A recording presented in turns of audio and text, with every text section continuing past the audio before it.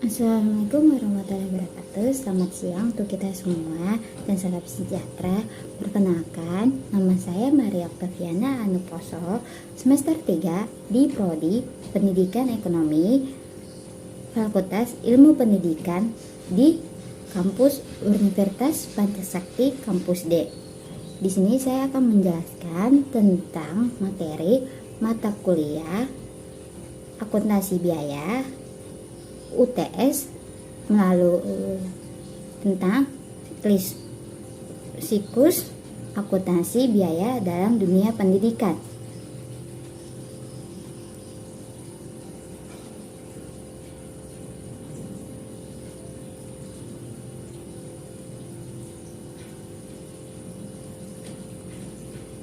Yang pertama di sini saya akan menjelaskan tentang pengertian akuntansi keuangan biaya pendidikan atau financial accounting.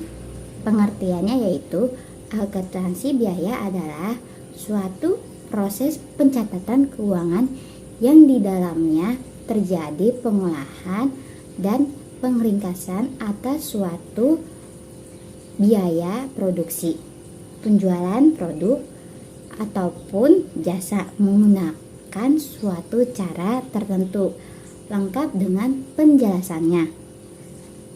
Akuntansi biaya ini diperlukan untuk pertanggungjawaban kepada pihak eksternal perusahaan seperti indikator maupun prediktor serta pihak internal atau manajemen, pengelolaan dan data kelola sekolah maupun perusahaan itu sendiri. Yang kedua, ada fungsi akuntansi dan sistem penjelasan atas aset, pendapatan, dan beban pendidikan. Setiap sekolah di Indonesia memiliki tugas dan tanggung jawab untuk menginventarisasi, mencatat pemilikan aset sekolah dan anggaran pendapatan dan belanja sekolah. Inventarisasi pemilikan aset sekolah dimaksudkan untuk mengetahui kecukupan sarana dan prasarana di sekolah itu serta berdasarkannya tentang baik atau buruknya. Jadi, peran dan fungsi akuntansi dalam dunia pendidikan adalah menyediakan informasi kuantitatif kondisi sekolah, terutama yang bersifat keuangan, guna mengambilkan keputusan ekonomi dalam entitas pendidikan menurut entry pada tahun 2015. Sedangkan menurut Bastian pada tahun 2007, peran dan fungsi akuntansi dalam dunia pendidikan adalah keputusan beberapa orang atau lembaga yang memerlukan informasi laporan keuangan sekolah adalah yang pertama, ada kepala sekolah. Kepala sekolah menggunakan akuntansi untuk menyusun perencanaan sekolah yang dipimpinnya, mengevaluasi kemajuan dan mencapai dalam usaha mencapai tujuannya, dan melakukan tindakan-tindakan koreksi yang diperlukan. Keputusan yang diambil oleh kepala sekolah berdasarkan informasi akuntansi adalah menentukan peralatan apa yang sebaiknya dibeli, berapa persediaan ATK yang harus ada di perlengkapan dan lain-lainnya. Yang kedua, ada guru dan karyawan. Guru dan karyawan mewakili kelompok yang tertarik pada informasi mengenai stabilitas dan profitabilitas di institusi pendidikan sekolah. Ini berarti kelompok tersebut juga tertarik dengan informasi penilaian kemampuan sekolah dalam memberikan balas jasa, manfaat, pensiun, dan kesempatan kerja.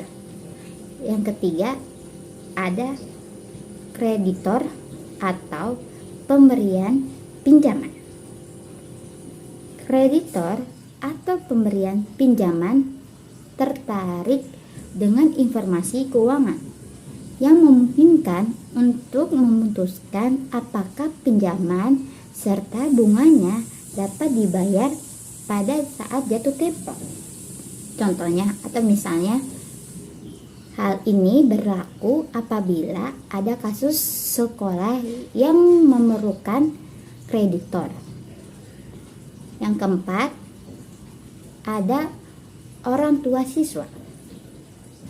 Para orang tua siswa berkepentingan dengan informasi mengenai kelangsungan hidup institusi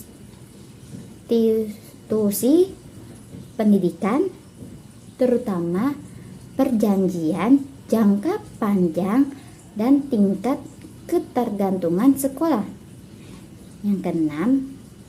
Yang kelima ada subscriber atau pemasukan. Pemasukan tertarik dengan informasi tentang kemungkinan jumlah terutang akan dibayar saat jatuh tempo. Yang keenam ada pemerintah.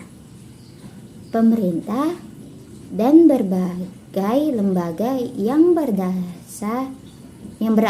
di bawah kekuasaannya berkepentingan terhadap alokasi sumber daya, dan karena itu berkepentingan dengan aktivitas sekolah.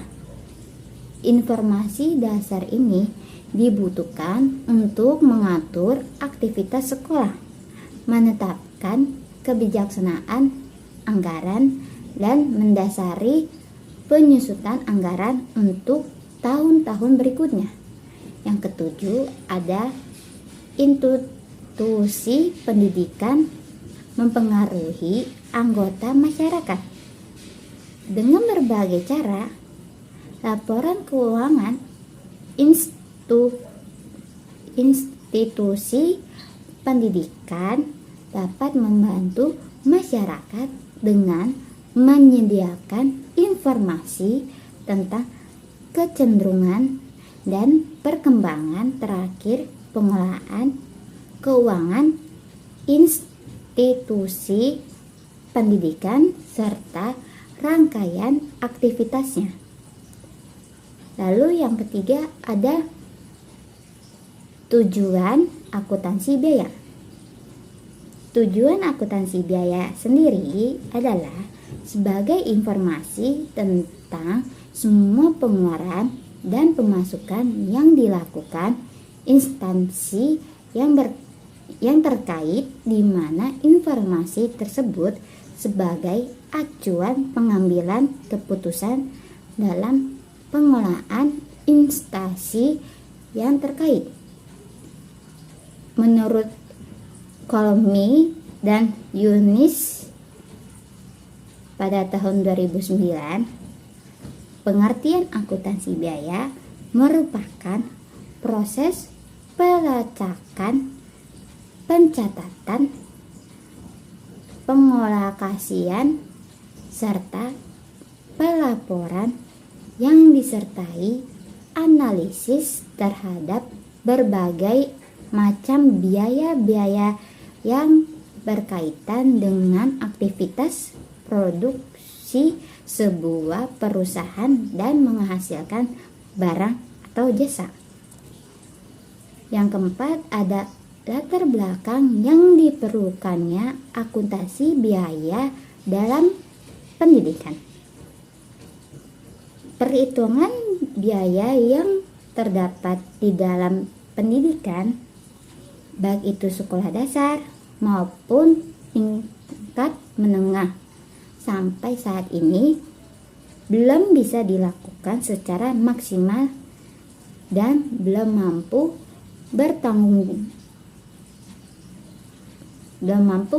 menjawab tantangan di era global. Karena adanya alasan tersebut, maka sistem akuntansi ini mampu mendatangkan manfaat di mana dunia pendidikan, yang diantara lainnya adalah sebagai berikut. Yang pertama, ada memberikan tingkat efektifan dan juga efisienan terhadap dana pendidikan sekolah. Yang kedua, ada mengetahui penyebab utama biaya yang terdapat di sekolah. Yang ketiga, ada memberikan informasi terkait laporan biaya ataupun keuangan secara akurat dan tepat. Yang keempat, memberikan jaminan pada akuntabilitas dan transparansi pengolahan serta penggunaan dana pendidikan sekolah. Yang terakhir, ada menganalisikan laporan biaya ataupun keuangan terkait yang nantinya bisa dijadikan sebagai alat dasar untuk membuat kebijaksanaan kepentingan di sekolah, khususnya yang terkait dengan aspek finansial. Berikutnya ada siklus akuntansi biaya. Adalah pencatatan semua harga bahan baku, lalu pencatatan semua biaya tenaga kerja tidak langsung, dan pencatatan semua biaya tenaga kerja langsung. Selanjutnya ada biaya over, adalah biaya yang mendukung proses produksi tetapi tidak termasuk biaya bahan baku tenaga kerja langsung maupun tidak langsung. Selanjutnya ada penentuan harga pokok dengan melakukan kalkulasi semua biaya yang dibutuhkan. Berikutnya ada di mana akuntansi biaya dibutuhkan. Akuntansi di sini memiliki peran penting untuk melakukan pencatatan saat proses produksi sampai menghasilkan suatu perhitungan biaya.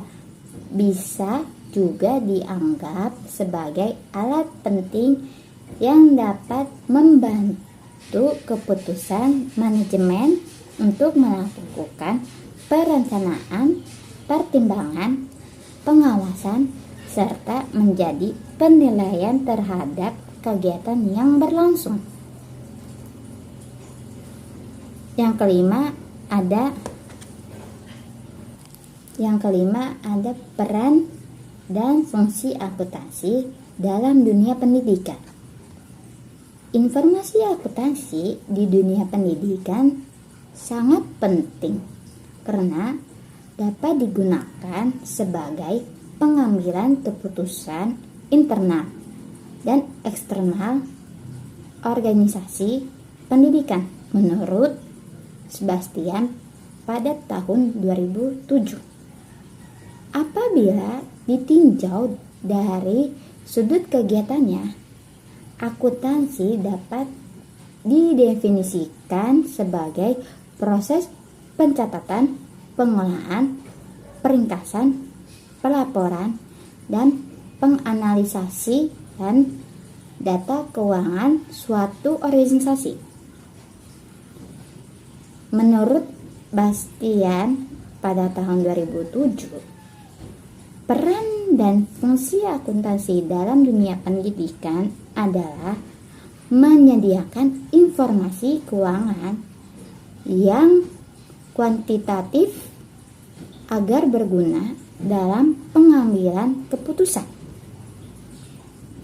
Berikutnya, siklus akuntansi pendidikan.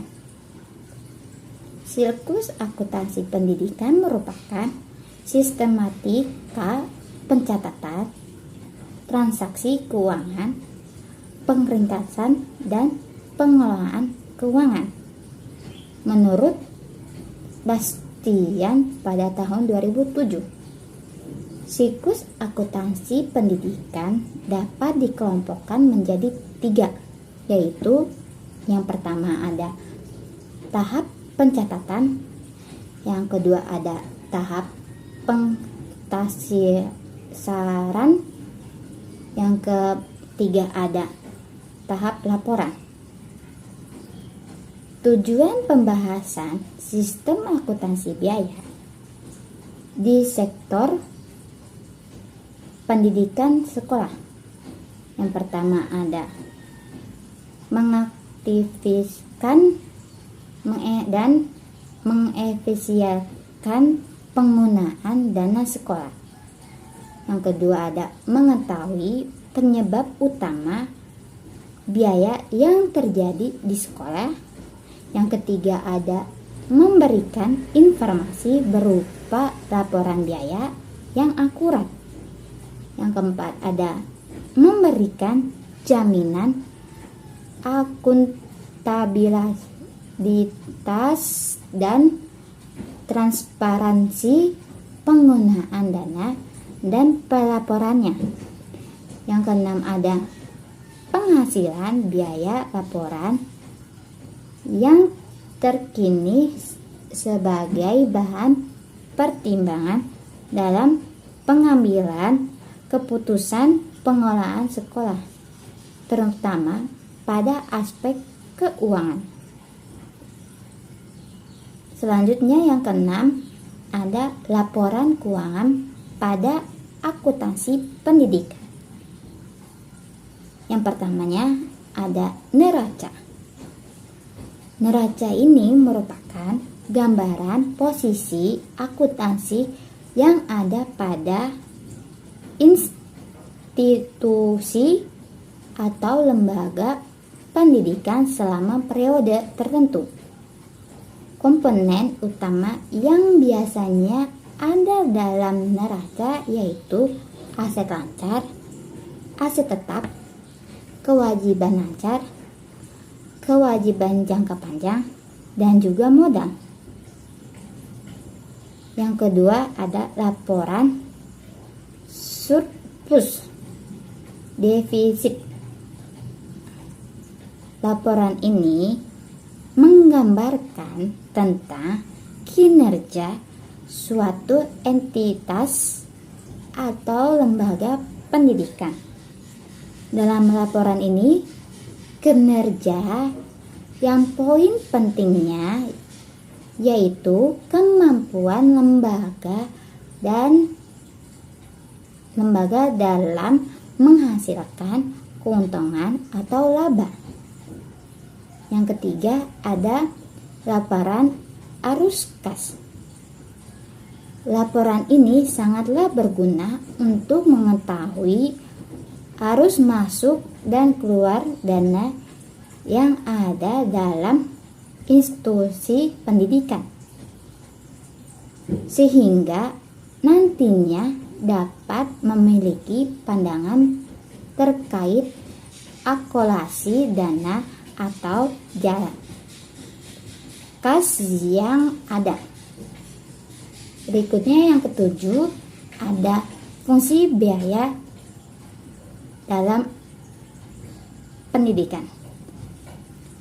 Pendidikan merupakan salah satu faktor penting untuk meningkatkan sumber daya manusia atau SDM yang berkualitas. Fungsi anggaran di samping adalah atau sebagai merupakan alat untuk perencanaan dan pengadilan, juga merupakan alat bantu dalam mengarahkan suatu lembaga menetapkan organisasi dalam posisi yang kuat atau lemah. Anggaran juga berfungsi sebagai tolak ukur keberhasilan suatu organisasi dalam mencapai sasaran yang telah diterapkan. Di samping itu juga dijadikan alat mempengaruhi atau memotivasi pemimpin dan karyawan untuk bertindak lebih efisien dalam mencapai sasaran lembaga. Apabila dilihat dari perkembangannya, biaya memiliki fungsi, yaitu yang pertama ada sebagai alat penaksira, yang kedua ada sebagai alat otorisasi pengeluaran dana, dan yang terakhir ada sebagai alat efisiensi. Pembiayaan pendidikan. Pendidikan merupakan usaha dasar manusia mempersiapkan manusia yang mempunyai kemampuan untuk berperan aktif dalam bentuk masa depannya. Biaya pendidikan adalah semua anggaran yang memiliki kaitan langsung dengan penyelenggaraan pendidikan. Anggaran biaya pendidikan terdiri dari dua sisi yang berkaitan satu sama lain, yaitu yang pertama ada sisi penganggaran penerimaan dan anggaran pengeluaran untuk mencapai tujuan-tujuan pendidikan. Secara umum, biaya pendidikan adalah sebuah kompleksitas yang di dalamnya akan terdapat saling ketarikan pada setiap komponen yang memiliki rentang yang bersifat mikro atau satuan pendidikan, sehingga yang makro atau nasional yang meliputi sumber-sumber pembiayaan pendidikan, sistem dan mekanisme pengelolaannya yang terjadi pada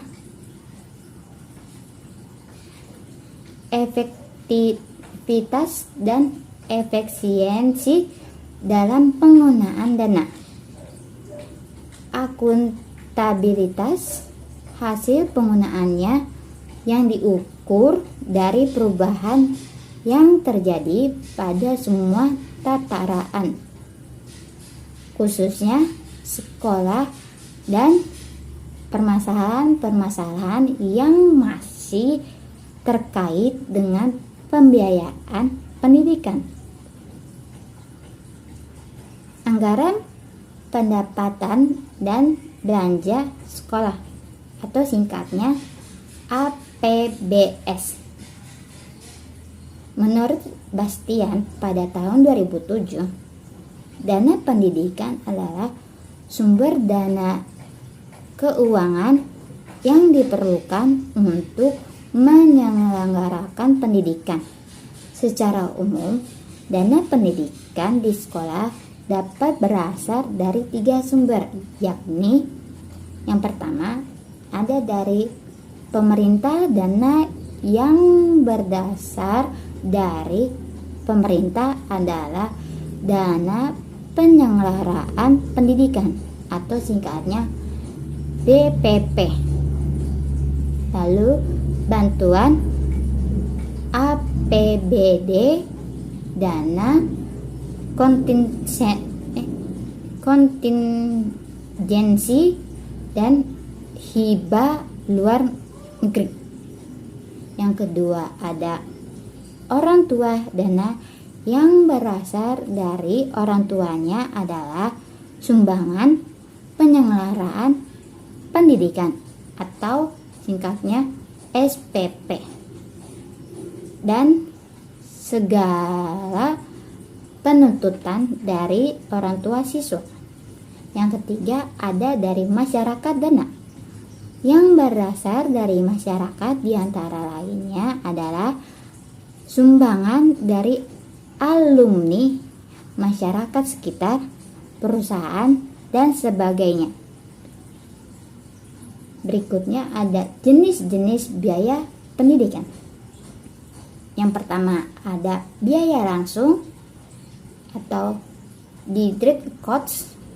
Biaya pendidikan langsung merupakan biaya penyelenggaraan yang dikeluarkan oleh sekolah, siswa, dan atau keluarga sekolah, berwujud pengeluaran uang yang secara langsung digunakan untuk biaya penyelenggaraan atau singkatnya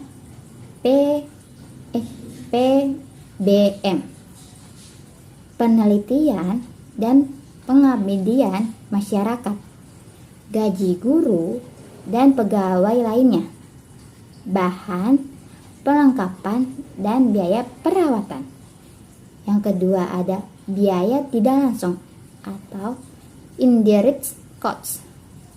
Biaya tidak langsung berbentuk biaya hidup yang dikeluarkan oleh keluarga atau anak yang akan belajar untuk keperluan sekolah. Biaya ini dikeluarkan tidak langsung oleh lembaga pendidikan, melainkan dikeluarkan oleh keluarga anak untuk mengikuti pendidikan. Biaya tidak langsung ini merupakan biaya hidup yang menunjang kelancaran pendidikannya.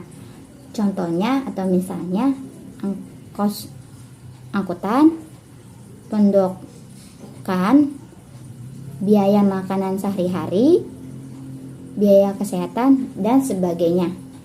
Yang ketiga ada private costs atau biaya pribadi, merupakan keseluruhan biaya yang dikeluarkan keluarga atau segala biaya yang harus ditanggung jawab dan dikeluarkan oleh keluarga anak untuk keberhasilan belajar anaknya.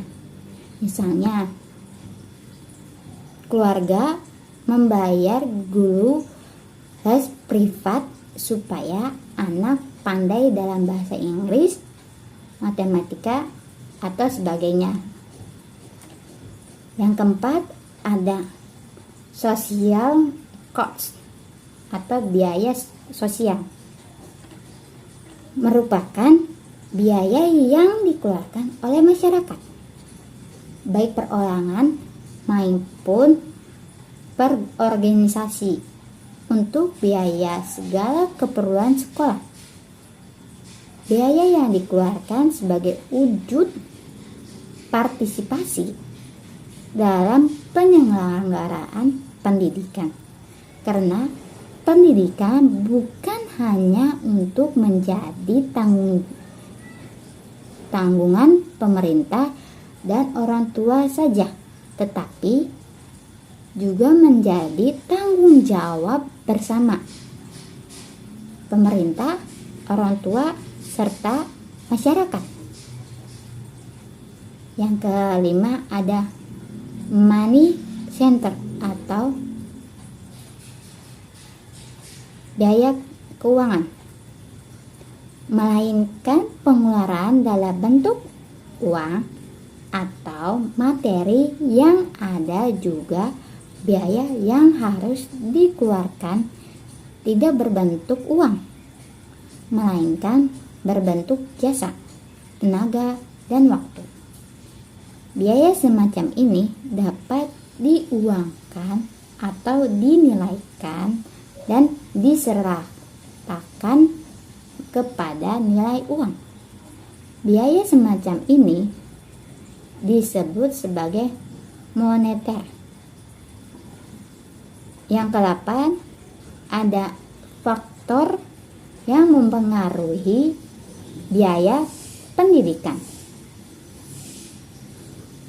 Menurut Iskandar pada tahun 2011, lembaga pendidikan sebagai produsen jasa pendidikan, seperti halnya pada bidang usaha lainnya, menghadapi masalah yang sama, yaitu dalam hal biaya produksi.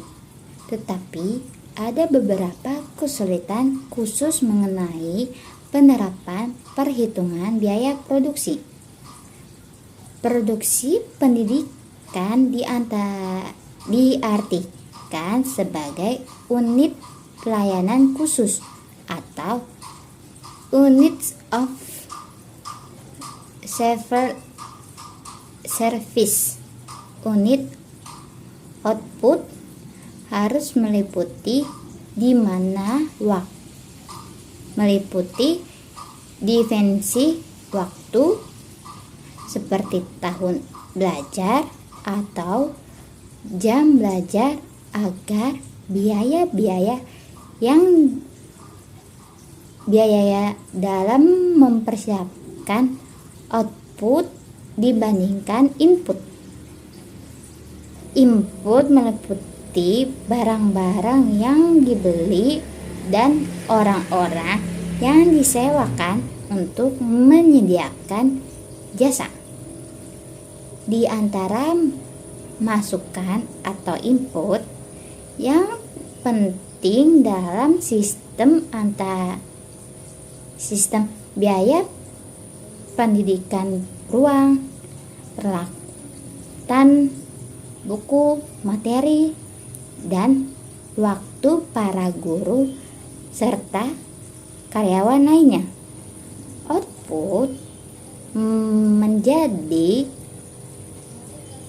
hasil tambahan yang diakibatkan oleh suatu kenaikan biaya pendidikan yang diterima di sekolah.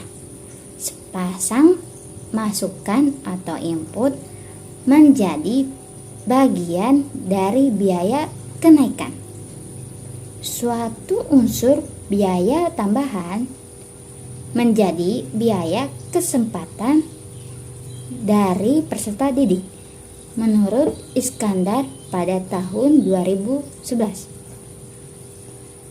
Berikutnya ada dari berbagai pendapat tersebut di atas dapat disimpulkan bahwa faktor-faktor yang mempengaruhi pembiayaan pendidikan sekolah dipengaruhi oleh, yang pertama ada kenaikan harga, yang kedua ada perubahan relatif dalam gaji guru, yang ketiga ada perubahan dalam populasi dan kenaikannya persentase anak di sekolah negeri, yang keempat ada meningkatkannya standar pendidikan, yang kelima ada meningkatkan usia anak yang meninggalkan sekolah, yang keenam atau yang terakhir ada meningkatkannya tuntutan terhadap pendidikan lebih tinggi. Yang kesembilan, korelasi tentang mengenai perbedaan sebelum dan sesudah pandemik COVID-19 menurut sudut pandang masyarakat. Mengenai kondisi yang dialami sesudah dan sebelum pandemik berlangsung, pada masyarakat sasaran pertama mengalami kendala dan finansialnya karena sebelum pandemi beliau berjualan di kantin sekolah. Namun semenjak pandemi berlangsung, sekolah diliburkan. Jadi beliau tidak bekerja. Untuk mencukupi kehidupan seharinya, beliau terpaksa mencari jalan dengan jualan persoalan yang disayangkan akan rugi karena tidak akan ada yang pembeli. Yang keduanya ada pada masyarakat sasarannya, yaitu kebetulan beliau adalah seorang mahasiswa semester terakhir, merasa sangat sulit dalam menyusun skripsi. Beliau berkata, tidak Dik, kalau dari saya sendiri yang sedang menyusun skripsi terasa seperti perbedaannya. Jika sebelumnya skripsi saya bisa mengambil data di lapangan untuk menyusun skripsi, maka sekarang pada masa-masa pandemi ini saya sangat terlambat dalam menyusun skripsi dikarenakan tidak bisa menguji eksponen, mengambil data, juga dalam bimbingan dengan dosen yang kurang intensi atau itu interaksinya kurang dikarenakan tidak bisa konsultasi tatap muka atau hanya bimbingan online. Ya, sejak pandemi ini saya hanya membantu pekerjaan orang tua di rumah saja, yang mengartikan bahwa sulitnya dalam menyusun meningkat topik yang harus diambil mengharuskan terjun ke lapangan. Yang ketiga, pada masyarakat mungkin masih dalam batas aman. Namun untuk pegawai PNS, tunjangan yang memungkinkan akan dihapuskan. Oleh karena negara saat ini fokus mengalokasikan waktunya ke penanganan COVID-19 atau COVID-19.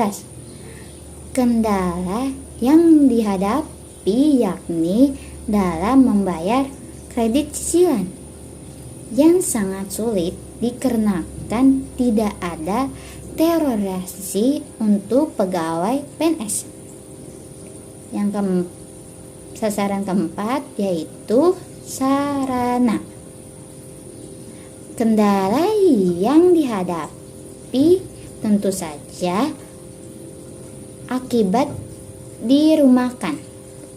Beliau hanya bisa aja diam di rumah tanpa ada kesempatan bekerja dan mencari uang. Memang beliau bisa mengerjakan pekerjaan rumah dengan sendiri, namun masih kurang memenuhi kebutuhan finansialnya. Pada masyarakat kelima, kendalanya dalam bidang pendidikan. Beliau harus mengikuti setiap perkuliahan atau sekolah yang dilaksanakan oleh dosen maupun guru. Namun, di sisi lain, banyak sekali pengangguran yang dihabiskan untuk membeli paket internet guna untuk mengikuti perkuliahan atau sekolah dengan yang baik. Yang ke-10 ada kesimpulan dari siklus akuntansi dalam dunia pendidikan. Pengertian akuntansi biaya adalah suatu proses pencatatan keuangan yang di dalamnya terjadi penggolongan dan peringkasan atas suatu biaya produksi dan penjualan produk ataupun jasa menggunakan suatu cara tertentu lengkap dengan penjelasannya. Yang berikutnya, akuntansi di sini memiliki peran penting untuk melakukan pencatatan saat proses produksi sampai menghasilkan suatu perhitungan biaya. Bisa juga dianggap sebagai alat penting yang dapat membantu keputusan manajemen untuk melakukan perencanaan, pertimbangan, pengawasan, serta menjadi penilaian terhadap kegiatan yang berlangsung. Selanjutnya ada dalam organisasi pendidikan. Akuntansi digunakan sebagai pedoman dalam menyelenggarakan pendidikan yang terkait dengan dana pendidikan. Pengertian akuntansi dapat dirumuskan dari dua sudut pandang. Yang pertama ada dari sudut pandang jasa akuntansi dan proses kegiatannya.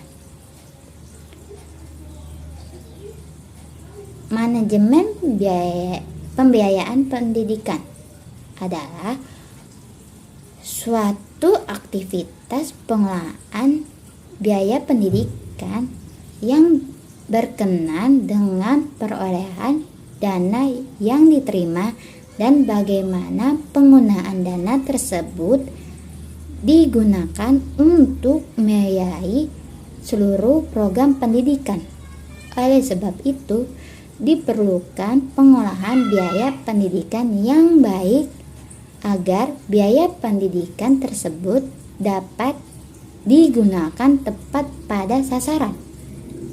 Yang terakhir ada dalam pengelolaan biaya pendidikan, sebaiknya lembaga pendidikan menerapkan prinsip-prinsip pengelolaan pendidikan mulai dari tahap perencanaan, penggunaan biaya pendidikan, pengawasan, serta bertanggungjawab atas biaya pendidikan.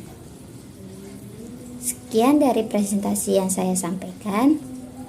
Mohon maaf bila ada kurang mengerti, bahasa yang kurang dijelas. Mohon maaf.